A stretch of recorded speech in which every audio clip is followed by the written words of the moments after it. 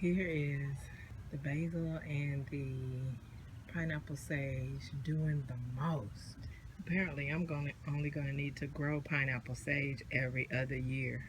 My wild purslane, I had picked this out of the ground, but when Backyard Gardener let me know that this was actually a really good superfood, I picked up the piece that I pulled the other day and I just stuck it in this soil here. There's also this, which is not purslane, and this is. There's another bunch of that other stuff, but that is not, again, not purslane. It usually grows from back in here. You can see my soil is coming up beautifully. Even Mr. has acknowledged that it is a good replacement for the hosta so far. The hostas, as far as maintenance, is maintenance free except for us having to tear off the flowers that form. But again, with the sorrel, we won't even have that to worry about. Here are my indoor cucumbers and peas. They have flowers, but they're not doing much.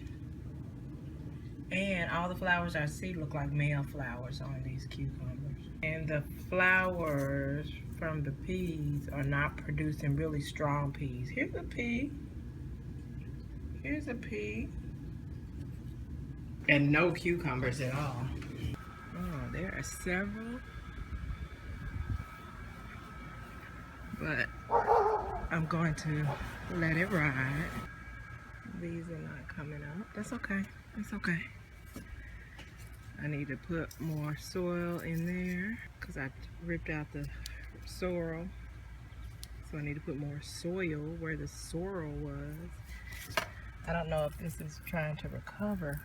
I should just pull it up and replant it, but I only hesitate because these did this for a minute and then they exploded. Tomatoes are blushing.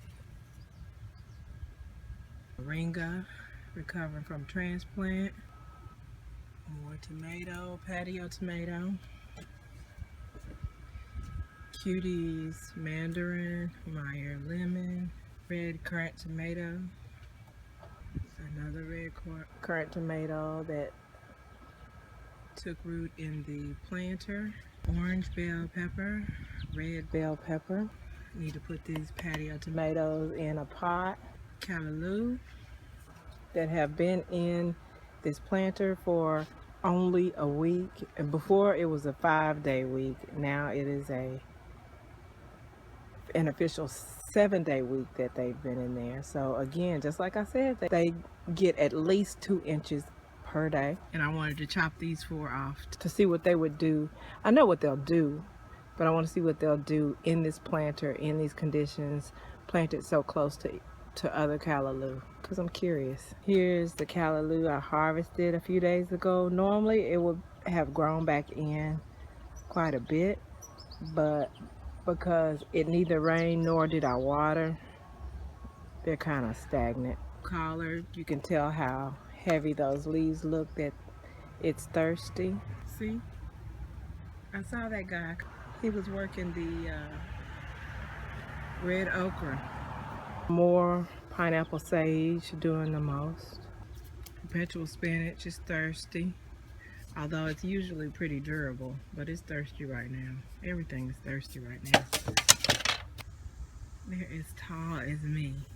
I need to go through and cut off all these flowering heads and then harvest all these leaves. This plant here, I think this might be the one that I did not top off, and so it's taking longer to flower, and the top leaves are still the largest. So it looks like the next time I need to just not top anything off and let them get as tall as they're going to get. So it'll take them longer to flower, but I'll still get really huge leaves. Yeah, that's what I need to do next time. Collard. that is being well protected by the callaloo, Bucella, whatever that is. I see a couple of cucumbers ready to be harvested. I see You seen our passports? handsome guy.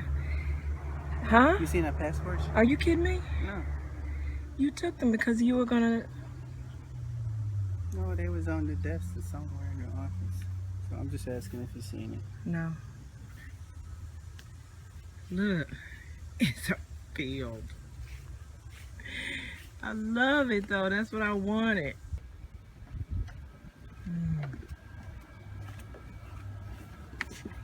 Need your water.